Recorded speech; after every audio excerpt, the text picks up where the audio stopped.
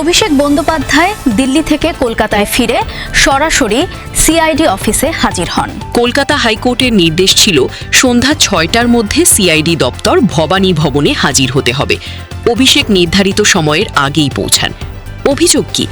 বিরোধী দলীয় নেতা নির্বাচনের রেজলিউশনে বিধায়কদের জাল স্বাক্ষর ব্যবহার করা হয়েছে। কিছু বিধায়ক দাবি করেছেন যে তারিখে তাদের সই দেখানো হয়েছে সেদিন তারা সেখানে উপস্থিত ছিলেনই না। আদালত অভিষেককে ৩ সপ্তাহের সাময়িক আইনি সুরক্ষা দিয়েছে। গ্রেপ্তার করা যাবে না, কিন্তু তদন্তে পূর্ণ সহযোগিতা করতে হবে। আজকের ভিডিওতে সিআইডিটি কি হলো, জাল সই মামলার বিস্তারিত, ত্রিপুরার নতুন সমন এবং অভিষেকের রাজনৈতিক ভবিষ্যৎ সবকিছু বলবো। বৃহস্পতিবার ১১ই জুন বিকেল ৪:২০ কলকাতা বিমানবন্দরে অবতরণ করেন অভিষেক। বিমানবন্দরে সাংবাদিকরা জাল স্বাক্ষর অভিযোগ ও সিআইডির তলব নিয়ে প্রশ্ন করলে তিনি কোনো মন্তব্য না করে সোজা গাড়িতে উঠে বাসভবনে যান। সেখান থেকে সিআইডি দপ্তর ভবানী ভবনে পৌঁছান। কিন্তু এই জাল সই মামলাটা আসলে কি? তৃণমূলের ভাঙনের পর বিরোধী দলীয় নেতা কে হবেন সেই প্রশ্নে দুই পক্ষ স্পিকারের কাছে চিঠি পাঠিয়েছিল। মমতা পক্ষ শোভনদেব চট্টোপাধ্যায়কে বিরোধী দলীয় নেতা করার জন্য চিঠি পাঠিয়েছিল। কিন্তু ঋতব্রত বন্দ্যোপাধ্যায় ও বিধায়ক সন্দীপন সাহা অভিযোগ করেন সেই চিঠিতে অনেক বিধায়কের সই জাল করা হয়েছে। কিছু বিধায়ক সরাসরি বলেছেন যে তারিখে রেজলিউশনে তাদের স্বাক্ষর দেখানো হয়েছে সেদিন তারা সেখানে উপস্থিত ছিলেন না। এই অভিযোগের ভিত্তিতে রাজ্যের অপরাধ তদন্ত বিভাগ সিআইডি তদন্ত শুরু করে। সিআইডি অভিষেক বন্দ্যোপাধ্যায়কে ৩টি নোটিশ দিয়েছিল, ৩টিরই মেয়াদ শেষ হয়ে গিয়েছিল, কিন্তু অভিষেক হাজির হননি। এই পরিস্থিতিতে বিষয়টি হাইকোর্টে যায়।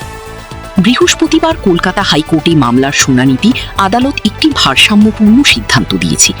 একদিকে অভিষেককে ৩ সপ্তাহের সাময়িক আইনি সুরক্ষা দেওয়া হয়েছে, অর্থাৎ এই সময়ের মধ্যে তার বিরুদ্ধে কোনো কঠোর আইনি পদক্ষেপ যেমন গ্রেপ্তার নেওয়া যাবে না।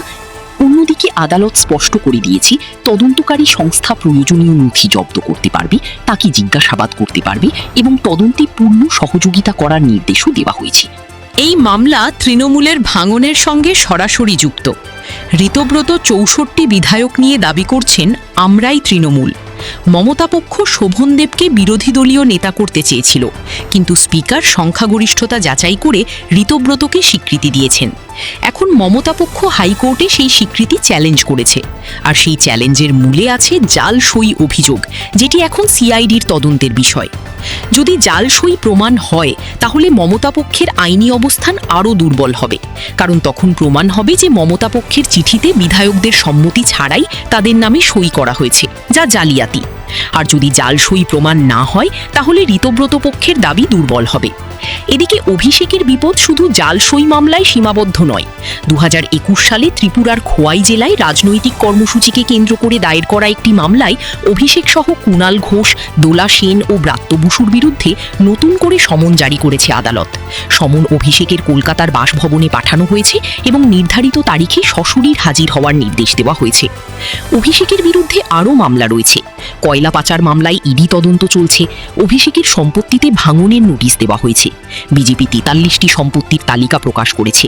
অর্থাৎ আইনি চাপ চারদিক থেকে বাড়ছে। বাংলাদেশের দিক থেকে এই ঘটনা তাৎপর্যপূর্ণ। অভিষেক বন্দ্যোপাধ্যায়কে দীর্ঘদিন ধরে মমতার রাজনৈতিক উত্তরসূরি হিসেবে দেখা হতো। তার আইনি সংকট মানে তৃণমূলের শেষ শক্তিশালী নেতৃত্বও দুর্বল হওয়া। পশ্চিমবঙ্গে তৃণমূল যত দুর্বল হবে, বিজেপির সীমান্ত নীতি তত জোরদার হবে। এখন প্রশ্ন হলো, জাল সই কি প্রমাণ হবে? অভিষেক কি গ্রেপ্তার হবেন? তৃণমূল কি এই আইনি সংকট সামলাতে পারবে? ঘাসফুল কার হবে? আপনার মতামত কমেন্টে জানান। ভিডিওটি ভালো লাগলে এখনই লাইক করুন, শেয়ার করুন এবং চ্যানেলটি সাবস্ক্রাইব করে বেল আইকনটি চাপ দিয়ে রাখুন। দেখা হবে পরবর্তী ভিডিওতে। ভালো থাকুন।